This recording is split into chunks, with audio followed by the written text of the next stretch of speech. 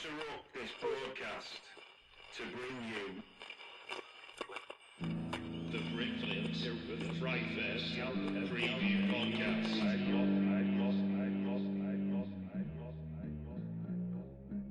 Welcome to a Britflicks FrightFest preview podcast. My name's Stuart Wright, and today I've got with me Dominic Brunt. Hello, Dominic. Hiya, you're right. I'm very well. Glad to have you back on since we spoke when was Bait? What year was that? 2 years ago. Yeah. 2 years ago. Right. Wow. Yeah, Time flies. Yeah. We had a fallow year last year. You productive devil, you. Your third film at FrightFest. That's right. Yeah. Fourth, we had a short called Shell Shocked, which we had showing off now, aren't you? A couple of years ago. Yeah. So, the new one is Attack of the Adult Babies. Yes. Which, for the listeners out there, adult babies, not the thing to be Googling willy-nilly. No, and seriously, joking apart, seriously, be careful. No, I had this conversation with Joanne, your wife, earlier on the year. We talked about women in horror. And I said it was like trying to find information. You were just like, what am I finding? Yeah. So, well, there's another women in horror as well. There's another one you've got to be careful of Googling. Indeed. Well, look, do you want to tell people a brief synopsis of what Attack of the Adult Babies is to help them, if they are Googling, get the right thing? Well, we're still trying to work it out ourselves, so good luck with working it out. Okay. It's on the surface, it's big fat men in nappies being chased around by sexy nurses in suspenders, but that's kind of, we went for. I saw a documentary years ago on adult babies, and I just couldn't believe that nobody else had done it, that hadn't turned that into a genre film, and so we went for it. So the title came first, actually. Attack of the Adult Babies came first, and we were banding it round for 3 or 4 years before we could come up with the correct synopsis and storyline and treatment to send out to be written. But it's gory. It's a chase film. It's got a message underlying, which we usually like. And it came around. It's a bit of a sidestep for us because we used to we like fairly po-faced, socially conscious horror films that are usually allegorical of something else. But this is very broad strokes. Yeah. Because I suppose previously with Before Dawn there was a very big story about marriages, wasn't there, as well as a zombie tale. And in Bait there is the loan shark and poverty in Britain, which was underlying the revenge tale, wasn't it? Yeah, and that's it. So, and the same with this. On the surface, it looks like a carry-on film, but underneath it's saying lots of different things. But so I'd been hired by someone called Radar Pictures that had done lots of films. They'd done The Last Samurai and Revenge of the Nerds and things like that. So I'd been hired by them to go and do a film in Puerto Rico. And so I took 5 months off work, and then it collapsed 2 weeks before I was supposed to go out there, leaving me with 5 months off, not knowing what to do. And then there was a lunch, there was like a dinner, an evening dinner one night, and there was a few people there, and I didn't fancy it, and I was embarrassed about what had happened with the American film, and I was still licking my wounds, as it were. And I nearly didn't go out. And then when we did go out, this chap said, "Oh, why didn't you do Attack of the Adult Babies?" And I said, "Well, I would have gone for the funding for that if this hadn't worked out." And he went, "Oh, well, I've been waiting to dive on that for a couple of years now.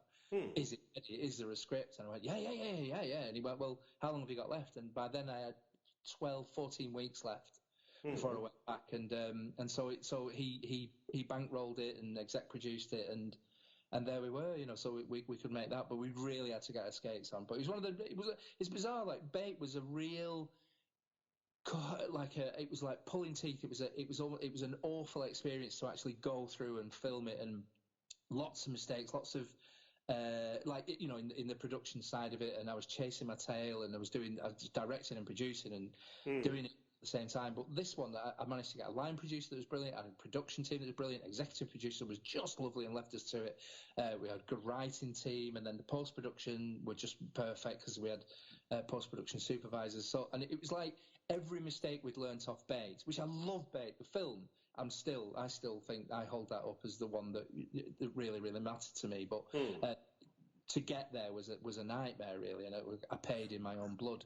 But this one seemed to every mistake we'd learned in Bait was kind of ironed out, and Attack of the Adult Baby was just a beauty to film right from the beginning to the end. It was lovely. Well, I remember one of the things one of the stories you told me about directing Bait, which I've used as examples when I've been talking to the directors, because I found it an interesting because of the constraints you're working under and the time and the finances and stuff. You talked about saying to your actors, look, I'm going to block out every scene.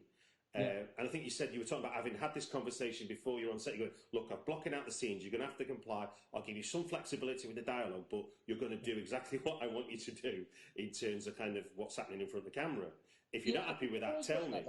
Yeah, because I mean, if they want to look good on camera, and I want the shots to look good, because I'm all about the shots. I think being a director is splitting it into two. You want the shots to look good and clever, and you want you want the fluid camera moves, and you want it to start here and end there, and develop into this, and the person to come across and reveal this and that and the other. Yeah. But then at the same time, you've got to have the psychology behind it with the actors. So I've always said, look, I will give you time for the psychology. You can talk about this. You can nip the lines here and there. But if you please stand where I say and move when I say, I swear to God, you will look good.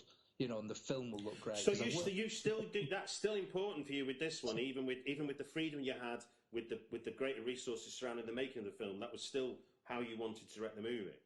Yeah, I think so. Okay. It's in my head, and then if they come up with different things, like working with Sally Dexter, who was playing the matron. Yeah, she's got a million ideas, but she's not asked where she stands. She isn't.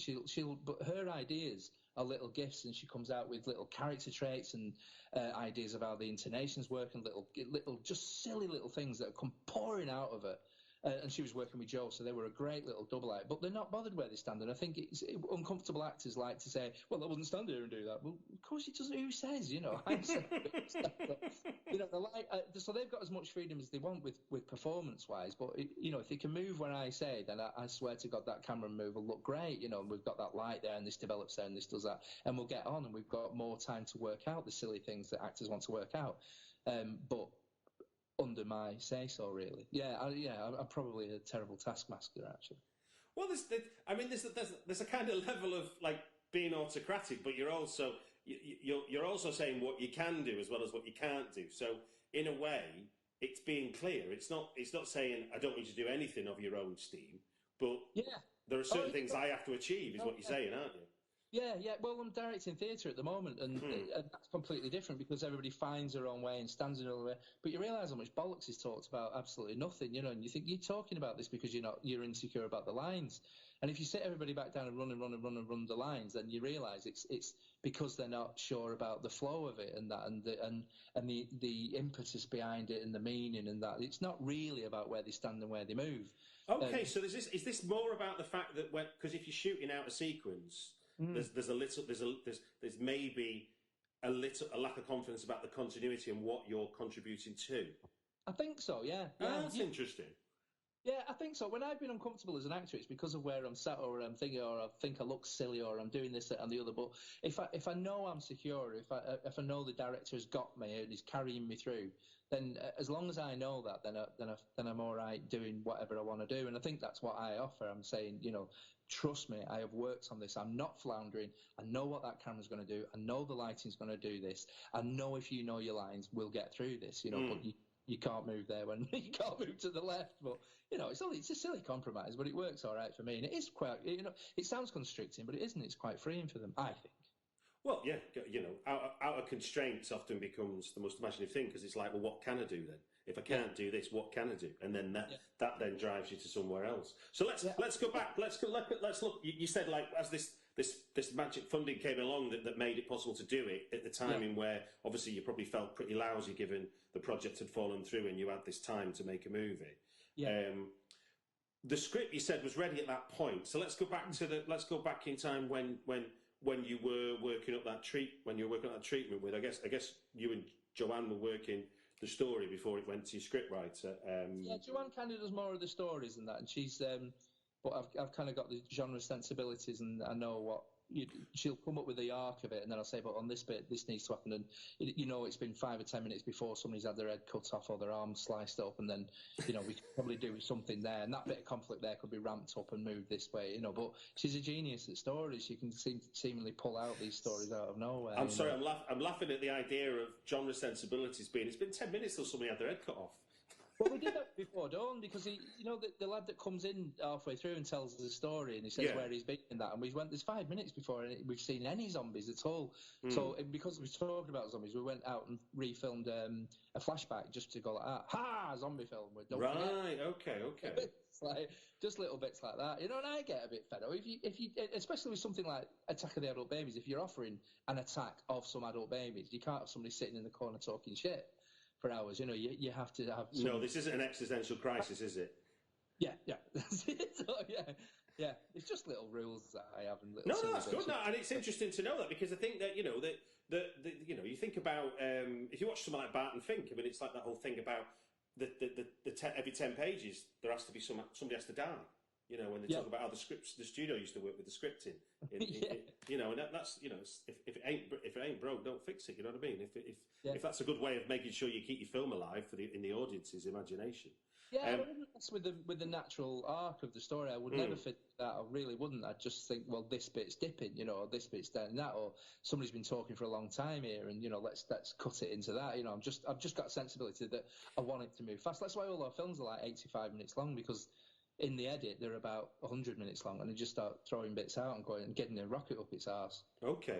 But look, how do you, given it is Attack of the Adult Babies, which on the one hand is, like you say, it's alluding to Carry On, it's nudge, wink, but how did you go about constructing a story out of what is, shocking and or ridiculous, and then developing a story, which I get the impression it's not all about poking fun at all, is it? There's some sympathy and some empathy to it. No, I think it's just the iconic image of a fat man in a nappy, and I know that there are adult babies here, and it really isn't. I think I thank God. I mean, me and you are old enough to realise that some of the tabloid papers used to say that gay people were unnatural and things like that. Yes, of course, yeah. I just think, thank God, this day and age, we are allowed to do and be whatever we want. As long as you're not hurting anybody or exploiting anybody or.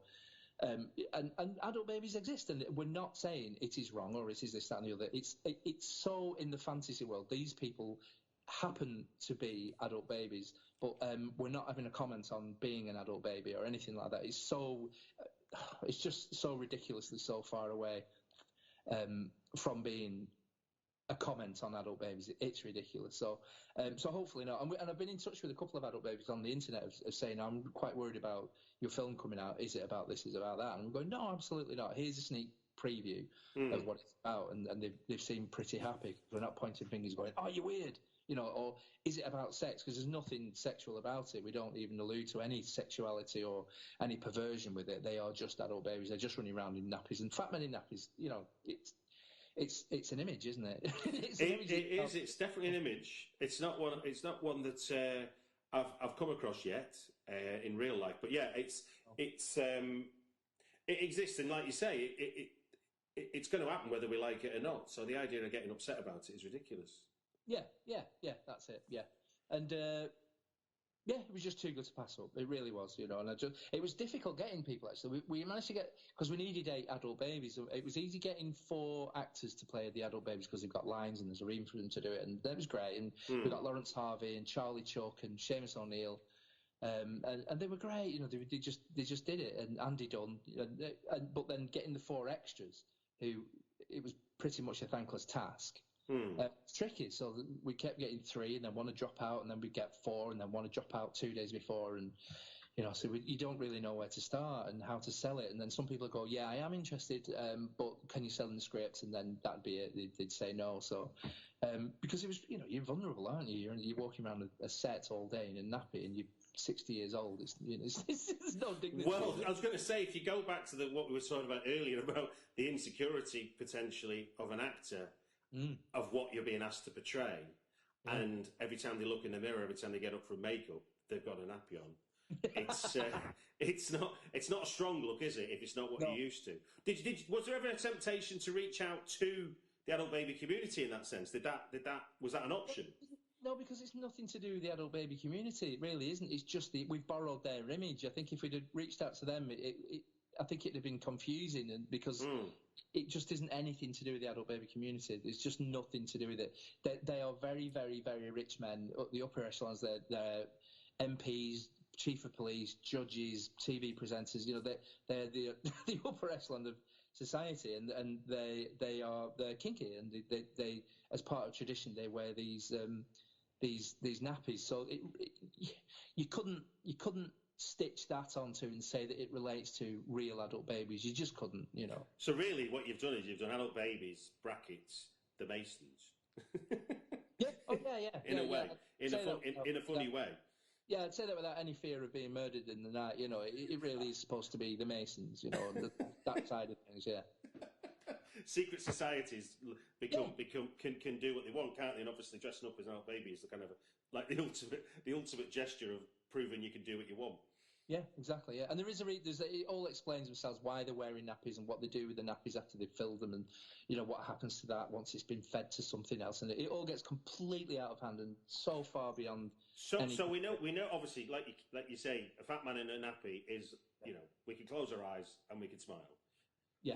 But so where's the horror and the gross out that we're going to get from combining that image with a genre movie? Well, we put a normal Middle England family in the middle of this mix, and they don't want to be and they don't want to be discovered. They don't want their identities to be discovered, and putting this family in the middle of it all, that they need to hide their identities. So that's the cat and mouse, and that's where it all happens. And plus, the nurse is realizing that they're being exploited and that they're disposable, and they're trying to escape as well. So that's where it all blows up, really. And then we have to delve into the history and the traditions and what they're doing and why they're doing it as well on top of it all. So it all becomes very convoluted and very messy. Now, I'm going to say messy is the operative word here. From what I remember of the little sneak preview you gave us at Duke Mitchell last year at FrightFest, you're going for gross out. There's some signature moments, isn't it? You're introducing to the genre here. Yeah.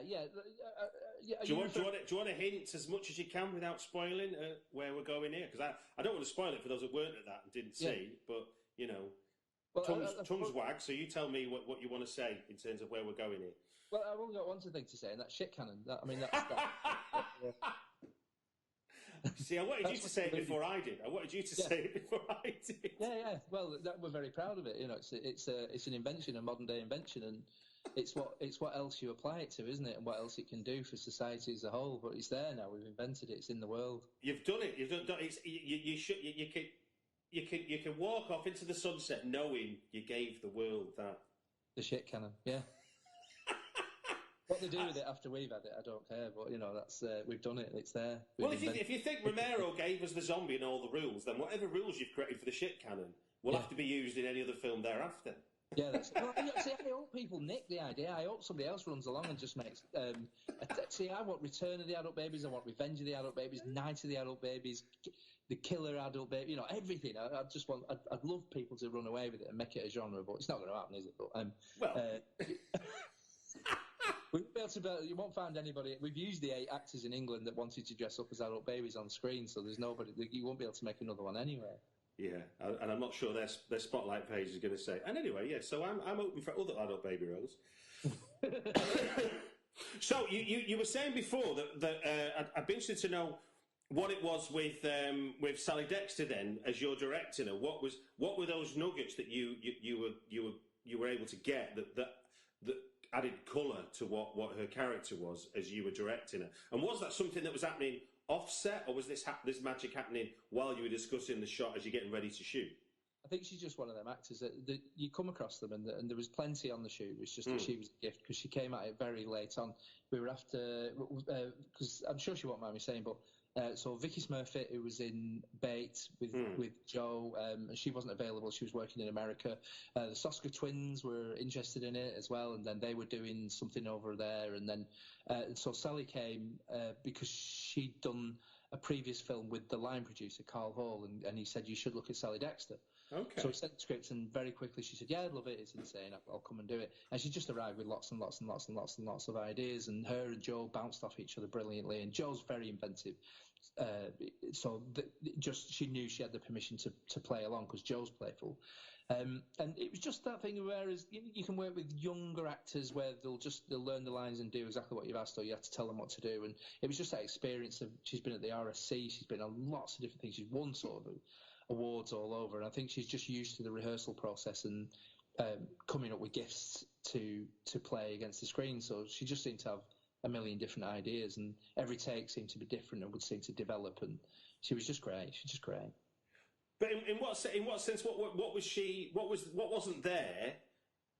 That was there after she give you input, as it were? What did she give the character? Lines. I think that's the acting. The acting is not it's not just getting the lines and learning it. It's what you do with the lines. So she had said, I can't even do it because we ended up doing an awful impression. You'd have to watch it. It's just it's just a character. It's a fully rounded three-dimensional character that is hilarious, and you just go, oh my god, thank you. It's just, you'd have to watch it to get what I mean. But she comes with weird intonations and funny little tricks, and she's tricksy, and she has little looks, and you just want to keep the camera on them too all the time. So. Is this a bit like with like Jonathan you had in Bait? Is this the same kind of thing exactly where where you've got someone that knows their trade, as it were? And, yeah. So given, I remember the conversation about working with Charlie Chuck on Bait being somewhat challenging. So how did he end up being in the next film? Well, because I knew that the only way, because he was great in Bait, he was great, yeah.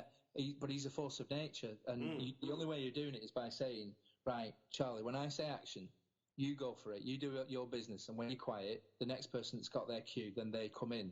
And also, when they finish their cue at the end of the scene, then you go for it at the end. You've got your freedom at the beginning and at the end of the scene, and we'll decide whether to cut it or add it in the middle of the scene, or we'll get rid of it, or we'll just keep it on you. So he knew that he didn't have cues to come into. He'd just do his thing, and then the scene would carry on, or we'd say, when he says that, when it comes to your line, you don't have to say this exactly, just go for it. So he said, so in Bait he was credited as David Keir, which is his name. Yeah. But on this, he said, no, I was full Charlie Chuck, and you can credit me as Charlie Chuck, because he is. We got all the donkeys and itching bow wow and all the big things that he shouts and screams on set and and we were lucky enough to get that. He just said, right, I'm going to give you Charlie Chuck for this, and he did. He went insane, and wearing a nappy as well. I was going to say, it's almost like you've created the playground for Charlie Chuck to go and play in. Yeah, I wish there was more. He's in it a lot, but there's part of you thinks, this should have been about. Every time it cuts to the adult babies, it should be about him, and also.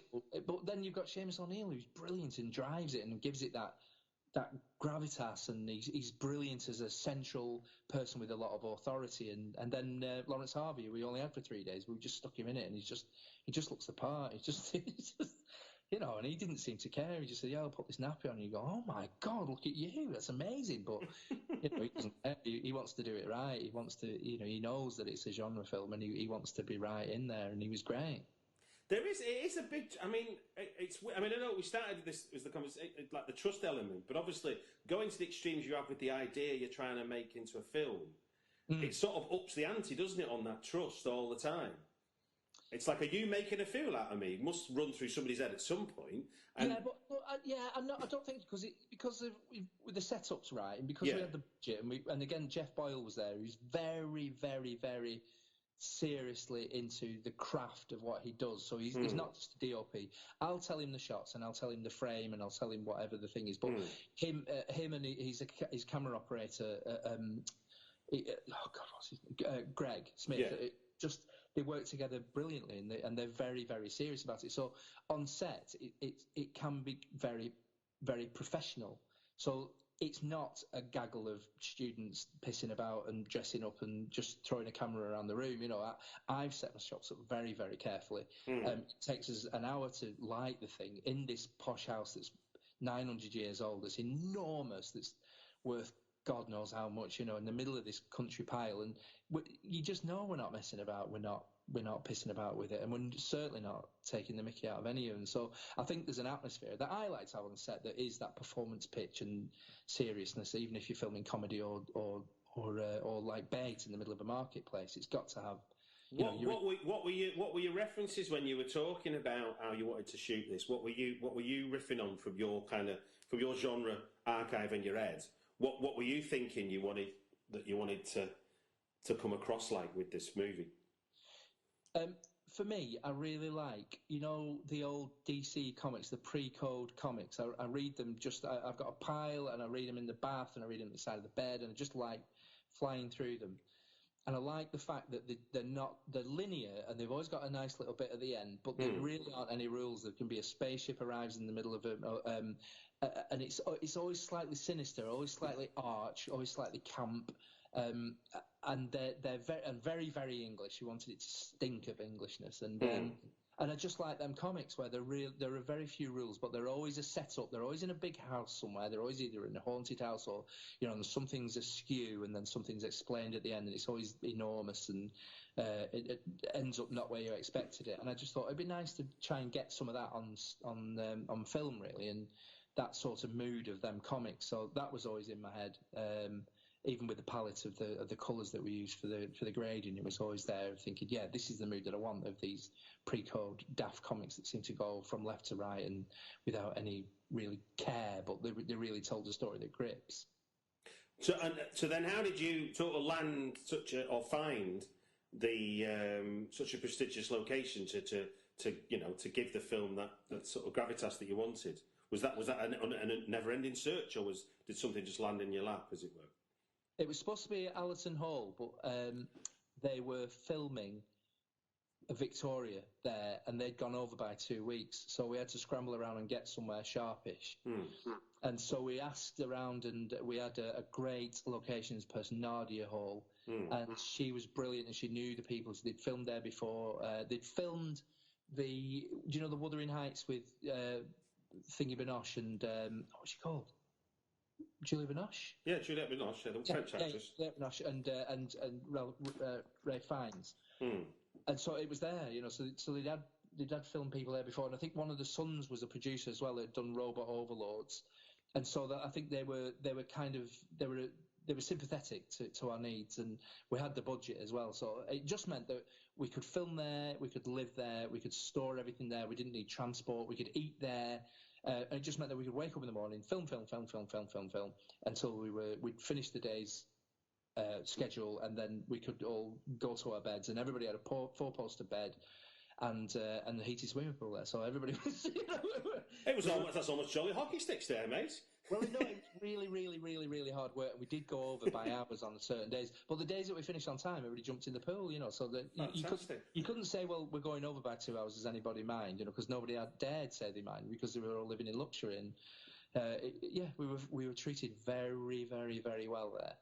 And so the whole thing is single location. The whole thing is single location. Even the country lanes where they're driving there is within the grounds. They've got country lanes surrounding the house, and then coming from the family's house, that was a house within the grounds as well. So what producer's dream, isn't it? That it was amazing. Yeah, so we all stayed together. Nobody left the set, and we all lived there for 3.5, 4 weeks. And yeah, I don't think I'll ever be on another shoot like it ever. Yeah, I was going to say, some people going like, just enjoy this while it lasts. Enjoy this. Yeah. Yeah, well, that was it. So even people that they adult babies and people with bit parts and everybody since is on Facebook or Twitter. So as soon as we've said that it's on Facebook, everybody just keeps saying, I had an absolute blast on this, didn't want it to end. And that's what it was, really. It's different for a director because you're never off, and you panic. You're in that state of panic and that sheer terror of, is this going all right, and am I getting what I need, and that. So you don't really enjoy it at the time. It's afterwards that you go, oh, right, yeah. I like the post-production, mate. Yeah, Brad, have you read Devil's Candy about? Yeah, I have. Yeah, it's insane. Yeah. But his theory about the director goes into the tunnel and the only way out is the end of the tunnel. You can't go back. Yeah. absolutely bob on that, because there is a tipping point. I think that happens early on for me as well, because once you've committed to it, and somebody's because you have to open up, you have to insure the thing, and then you have to book all the equipment and the staff and everything. And there just comes a tipping point where you think, I couldn't pull out of this even if I wanted to. We're going to have to do this, and that's terrifying. That's a lot of weight on your shoulders, I think. But yeah, I think having a line producer in Carl Hall was great for that, because he didn't seem to care. I'd panic and say, what about these accounts? What about this legal side of it? And what about these contracts? And he'd go, yeah, it's brilliant. I love it. Yeah, they're the right people to have on board. Yeah, definitely. I'll work with him every single time now, because he completely calmed me down. And that's interesting, and I think that says a lot about the collaborative nature of film, beyond just the obvious kind of what you try and put in front of the camera. The fact that he's doing work that helps you direct the movie is just as important as the DOP helping you get the shot, isn't it? Oh, without a doubt. Without a doubt. Yeah, he's the person that you fall on and say, I'm frightened. And they go, there's no need to be, because I've got all this bit. It's just someone that you need. And I didn't have that on Bates, and I had not a mental breakdown, but that sheer panic of saying, oh my God, I've done this wrong. Oh my God, this is late. Oh, I haven't signed that. Oh, we're a breach of contract with that. Oh, legally we're in this ground. And it was just firefighting all the way through. And it's only watching the film now away from it, you go, oh, I like that. I enjoy Bates, but it was too painful to watch for a long time. So, even if I wouldn't watch it. So looking back on Attacking Adult Babies then, sort of, while it was happening, you were obviously having the kind of fear adrenaline thing going on to get the film made. Now you can look back on it. What are a couple of your fondest memories of the shoot? I mean, 4-poster beds and eating swimming pools sounds good, but anything about anything to do with like challenges you overcome making the movie?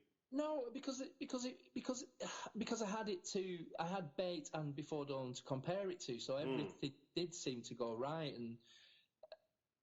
and so the whole thing was pleasant, really. Okay. It didn't seem to be. I mean, it was still fearful, and it was still ridiculously hard work. And you're still playing with other people's money. You've still got to deliver this money back to them at some point, And, of course, yeah. And you've still got to have but even doing the editing and that, you weren't beholden to a company that would step in and send somebody up from London and say, well, you can't do that, and you've got to get rid of that, and you've got to put this in, and can you do a reshoot for 3 days? And it wasn't anything like that. It's our film, that was it, And it was kind of a sideline. It's not something I'd do again. I can imagine if I get onto film 4 and 5, which we're planning film 4 now, I would look on Adult Babies as kind of a sidestep and something we did along the way. It was a very expensive sidestep, but it was definitely like a relief and something that was a lot of fun, and not to belittle it, because it's an enormous in its scope. It's the biggest thing I'd worked on, with the biggest budget I'd ever worked on, but it's definitely like mentally in my I don't know, in my linear way of thinking of making films or what I'd like to do next, it's almost like, oh, that was great fun, and we did that, we stepped to one side and did that, and then carried on doing these. So yeah, I don't know how comfortably it sits in whatever we've done before or will do in the future. That's interesting. It's kind of it's fairly circumspect, but it makes sense, because it just means you're not sure, I guess, from what you're saying. You'll only know maybe 5 or 6 years down the line what it represents, because the next step is the next step, isn't it? And because you had that Puerto Rico opportunity that fell by the wayside, this filled a gap, didn't it, in a way? And that's not to belittle it either, but. No, and I'm not. I don't mean like I'm not sure of it. I just mean that its flavour and it's where it sits, and it's like we threw everything out the window and then ran at it, and with joyful abandon, and made this. That's a good thing. Yeah. Yeah. Oh yeah. Fantastic. Yeah. I suppose you're right, and it was a reaction, because there was a lot of anger went into it as well, and that's a good thing, So that's what I'm saying. It's not. It's kind of the opportunity presented itself when you obviously in your head 4 months previous. That was the last thing from your mind. You had this script that maybe one day might get made, but it wasn't where you were, and then suddenly you're like, it's front and centre, and so you like go, hey, let's go. Yeah, because it was a weird part of my life, so it's almost like I'd left Emmerdale, I didn't know I was going back there, or they'd have me back, and everything had collapsed financially with the thing in America, and I'm always massively into like Pill and Stiff Little Fingers and far younger than I should have been in Sex Pistols, and I always thought I've always wanted to be in a punk band, and it was like being in a punk band, you know. It was like we were just like running around with loads of anger and pouring it onto the screen, but like so everybody's laughing and there's shit and blood flying everywhere, but really it was just going, you know, it's just so much passion and energy went into it that it was. Yeah, I don't know. It's hard to describe. It certainly isn't because I'm not sure of it, or that it was a sideline because it's like it's a frippery or anything like that. It's hard to describe actually, but it's just not that socially conscious thing that we've normally done. Because even the one in America and Puerto Rico, that was like $6 million and a lot of people and a good cast, and you know it felt like a step up. So when this was what I mean is, you know, it was like a sidestep and a reaction to what had happened with that. Really, no, and lots of people do it. It's a common. Weirdly, it's a common story because the film world isn't just a simple series of decisions that go, okay, this is what we're doing next. This is what we're doing next. We'll get this money here. Everything's precarious, isn't it? As you've proven in a way. Well, yeah, I think because things have happened before, and people said like well, it happens all the time, you know. And if you lived in America and you're doing it, because I was going to have to join the Directors Guild of America and do all this, and there's loads of stuff rolling on. Okay.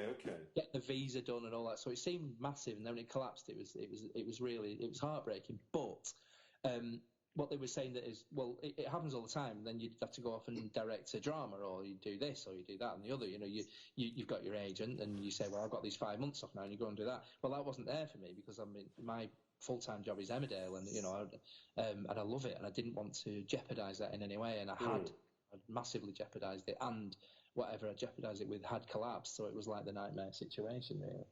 So before we started recording, we did mention I was sort of in my kind of research before we spoke.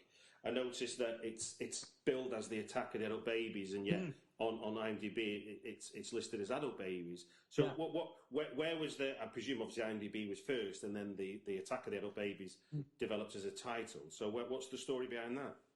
Well, it was always Attack of the Adult Babies. The title had always come first, and but then.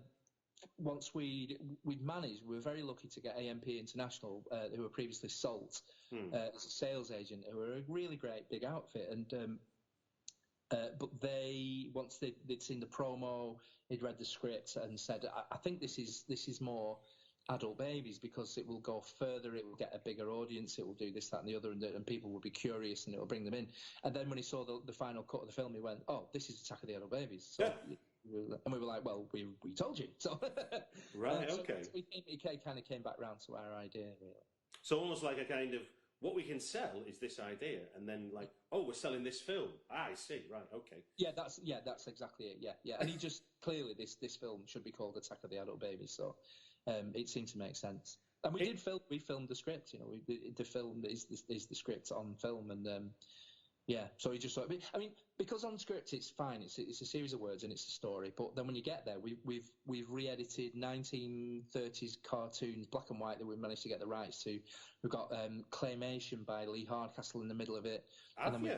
Yeah, there's a big section with him, and then we've got a big CGI 35-foot model that Sean Harrison built, who's done the Avengers and Harry Potters and Star Wars.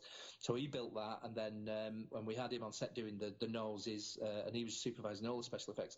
And then we had Alex Shandon doing the digital animation as well. So there's like 3 different sections of animation in there, and then bits of big CGI with a bit of Godzilla at the end, and you know, a little bit. Well, not giving away the ending or anything, but yeah. So there's a lot of thrown at it that doesn't necessarily come out in the script, and then when he saw it, he went, oh, I see, right.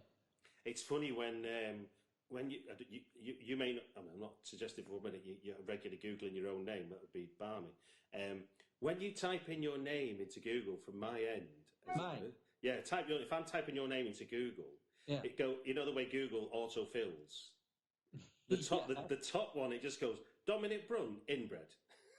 Does it? Yeah. And then there's other things. There's other things that follow it, but it just made me laugh. I thought. Obviously, I know it's the title of the film you're in, but it's just as a Google search, it's sort of things. It just made me laugh. Dominic Brunt inbred. Oh my god! I mean, I'm quite flattered about that actually, because inbred did very well. It went all over the world, you know. So I think like Emmerdale goes to 15 or 16 different countries, but I think inbred went all over the world, and I was only a little part in that, but I'm really proud of it. And also Alex Shandon, you know, that's what you reminded me with you mentioning his name, yeah. Oh, he's lovely. What a lovely man.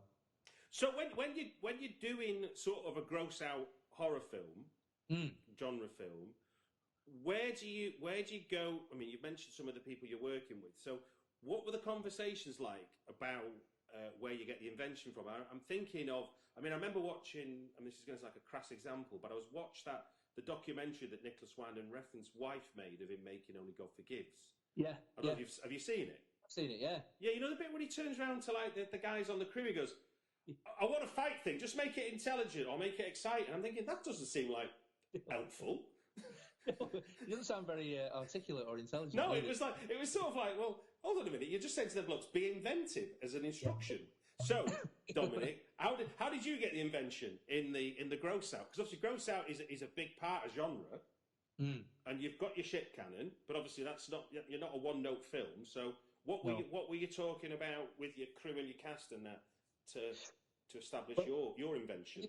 I just think the trick is to work with people that you've worked with before. So I knew Graham Taylor that was doing all the practical effects, and I knew Sean Harrison who wanted to work on Bait, but he was busy. And I'd worked on his short film before, and we planned it and planned it and planned it and planned it and talked about it and met with it, and because it all had to be budgeted, so we knew what we were getting. Yeah. And also, even working with Alexander that was doing that, it's just working with people you've worked with before, and bringing in Jeff Boyle again, who was suffering with cancer at the time on set. Wow. And it's just there's a shorthand with working together. As we said before about Bates, the shorthand in Joe and Vicky, they knew each other. There was no deep discussion and trying to pussyfoot around each other. You say what you want and you get it, and also trusting what Graham and his team had already done, and then Darren Graspy and Ian Jowett that had already, two Maldives effects that had already worked on Before Dawn. They came back for smaller bits on this and helped out, and it's just getting people that you don't have to just go, hi, where are you from, have you traveled far, and all this crap. Right. It's people that you know, and you go, oh, you do that, don't you? And Graham Taylor knows about throwing blood about, and Neil Myers, who we've worked on, he's done 3 films with us now with the CGI, and whatever we put on screen in reality with the prosthetics and the pumps, he can augment then, and he's on set with us going, all right, I'd do that, and if you can do that, if you can hide that bit, I'll probably be able to do that if you move that bit there and move that bit round, and using massive big roomfuls of green screen for the first time as well. People seem to be getting better at what they were doing, so there was a shorthand there. I think that answers your question, doesn't it? I'm not sure. Yeah, I think so. I reckon it does. Yeah. I do waffle. We all waffle. Don't worry.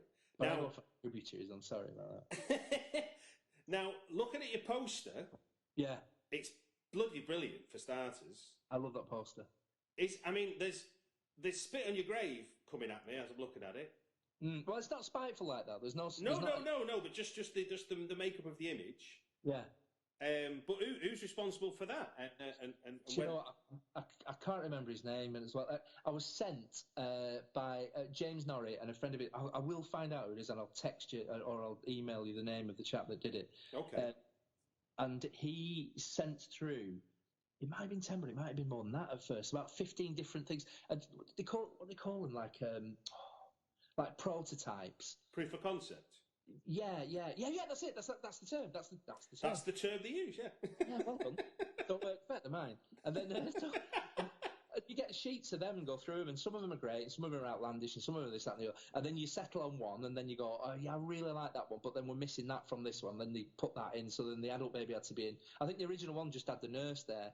And then, so they had to put the adult baby in. There were some knives in there as well, and we're just like, it kind of suggests that there's violence against women if you put them knives there, and there isn't any, and it's certainly not what we're going anywhere near. So we took them out, and then the writing and the font changed, and then we had the title "The Time for a Change," which we always loved, and there was other titles that came out, and we put that. So it kind of just came together, But he was a genius, and he gave it that whole look of the grindhousey type look. And yeah. I think that's what I'm getting at with the spit in your grave thing. It has that sensibility, doesn't it?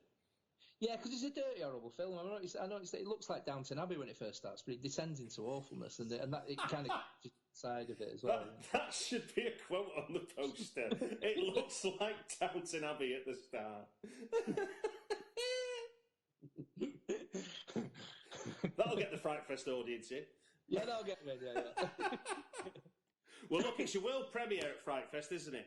Yeah, I do believe. Yeah. And you're in the main screen, and it's Leicester Square, so that's pretty That's pretty funky, isn't it? Leicester Square world premiere. Yeah, absolutely brilliant. And the back of the Empire as well, Cineworld. Yeah. It's just great, and that's where it should be. That's where FrightFest sits. And then they're doing the stuff at the one around the Prince Charles. The Prince Charles. Yeah. Which is great, and because we went there the other year, and they had the shorts back there, so it's kind of creeping back round to there, which is where it all started. And just the atmosphere is better in that cinema. It just is. It's fantastic. Shepherd's Bush was all right because the people are there, and it's made by the people. It seems to get smaller every year, but it actually gets bigger every year. It only gets smaller every year because the people there all just become a community, and everybody knows each other. You know, you're always at the bar, and we see you not drinking. But, obviously not working very hard. Working very hard, Dominic. You know that. Yeah. And so yeah, I'm just pleased. And they're just great. They're really, really great. Like last year they did the First Blood stuff, which was for first-time directors, and then this year we're holding a bit of a thing where it's, what would you call it? I'm getting word blind now. You're making me nervous because you beat me at that word. A bit. It's like a conference on building scripts for horror films. They've got an open competition called New Blood. And they're gonna, and I think you're involved, aren't you? I am, yeah. Is it like the mentors, so that Barbara Crampton, yourself, and Travis Stevens. That's him, yeah, who's brilliant, yeah. And so it'd be great, yeah. And Giles is there from. Giles Edwards as well, yeah. And he used to, so I know Giles quite well. He was responsible for watching Before Dawn in Cannes and took us to Metrodome. So I think he's kind of. He has a lot to answer for, really. He gave. I like that. He was responsible for watching Before Dawn. Like there was, who's going to be responsible for this? I'll be it, says Giles. But we were very lucky because then he took it to Metrodome and said you should distribute this, and then it all came from there. And then from there we got bait, and Metrodome paid for bait, to pay for the whole budget. So I haven't seen Giles for years, so I'm looking forward to seeing him. And he knows an awful lot. And I think he's something to do with Shudder now, isn't he? Is he? I'm not sure. I know MPI Media is the company that he's with now, but yeah. That's So presumably by the sounds of things, you'll be there at the bar as well this year. I'll be working there on that Thursday, so I'm going to be doing that, which it was an honour to be asked to do, and because there's some real talent out there, and it's not supported, and because we're genre, we get pushed to one side, and there isn't the money there sometimes, and all that post-horror shit that I'm sure you've heard about and read about, which is just appalling. Have you read Sarah Dobbs' piece from a while ago, which is actually in response to the notion of elevated genre? Oh, no, sorry. I was on about 3 days ago. There was the thing about post-horror that came out. No, there was the post-horror article by a guy called, Stephen Rose, for The Guardian. That wrote that, Yeah, but no, a while ago, and this got recirculated as a result of the post-horror thing, Sarah Dobbs, who's like Denny Geek and Sci-Fi Now, wrote an article called H is for Horror, let's just call it that kind of thing. So as argues that horror is horror. Yeah. To me, it's like I made the comparison with it's like if you think about music, there's heavy metal for the masses, and then for the elite, you have things like math rock and all kinds of other fancy names for what is the same bloody thing. Yeah. It's horror, and we should be proud of it.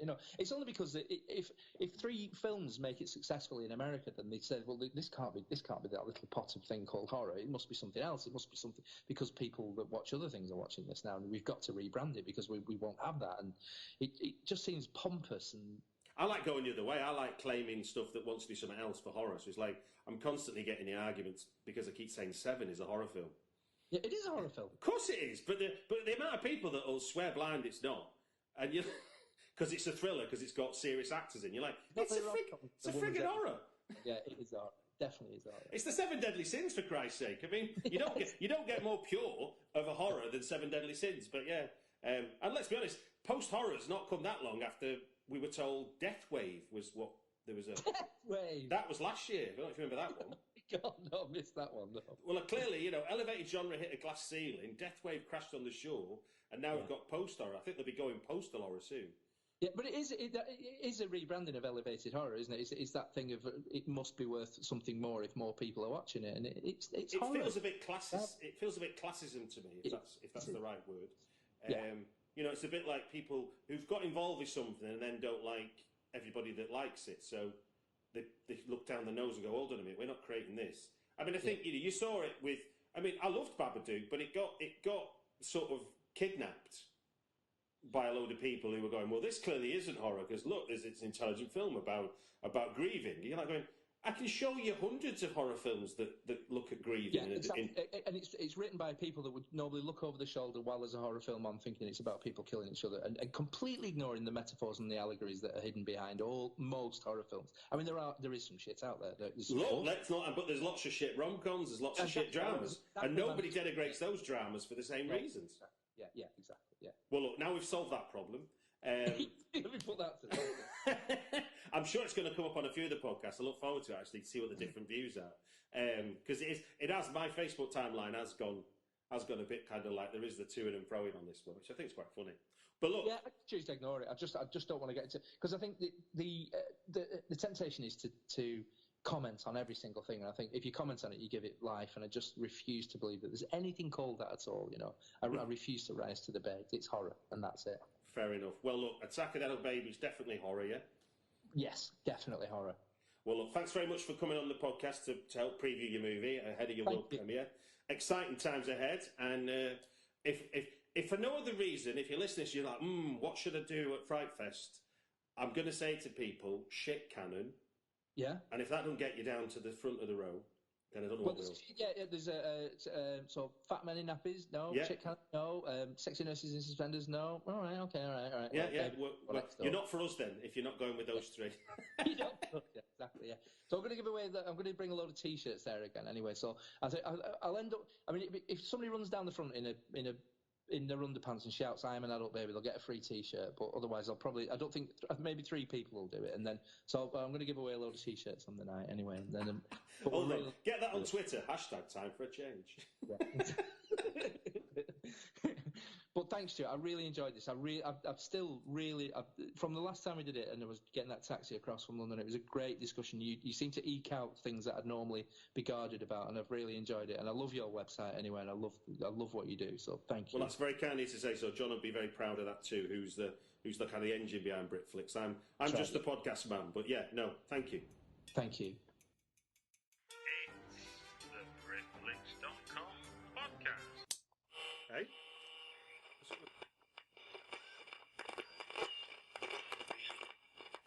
We interrupt this broadcast to bring you